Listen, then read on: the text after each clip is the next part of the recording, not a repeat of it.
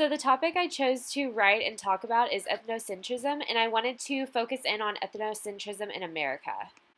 So ethnocentrism is defined as having the idea that your own group or culture is better or more important than others. The three examples of ethnocentrism that I wanted to focus on in the media were Colin Kaepernick sitting during the national anthem, Caitlyn Jenner's transition from Bruce Jenner, and then Target bathrooms not having a gender preference. So the first example that I'm going to talk about is Colin Kaepernick. He sat during the national anthem at a 49ers game, and when asked about it, he said he was protesting the racial oppression and inequality in America right now. He lost a lot of fans because of this, and I think it was simply because it was something that was out of the norm.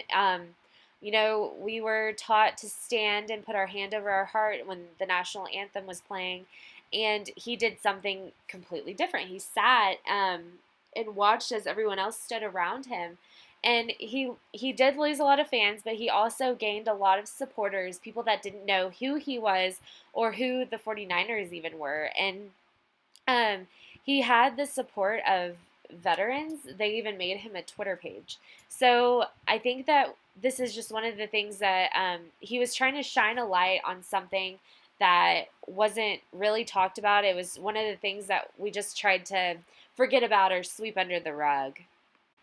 Next, I want to talk about Caitlyn Jenner, formerly known as Bruce Jenner. She was famous for setting 3 Olympic records and also became a motivational speaker after that.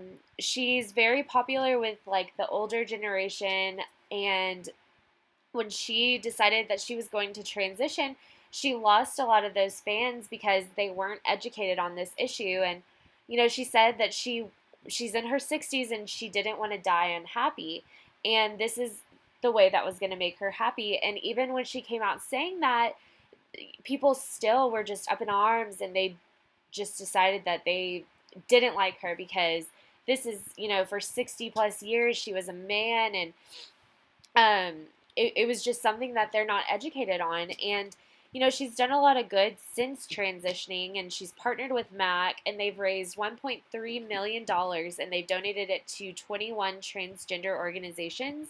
But even that, rumors spread that she was doing it for the money and that she was in debt, and so she needed this just because people wanted anything to kind of say that she's just doing this for publicity reasons and not because it really made her happy. Lastly, I wanted to talk about unisex bathrooms in Target. Customers were going to be able to use whichever bathroom they identified with. So this was big for, transgender people. They were finally going to be able to feel comfortable going into the women's bathroom or the men's bathroom.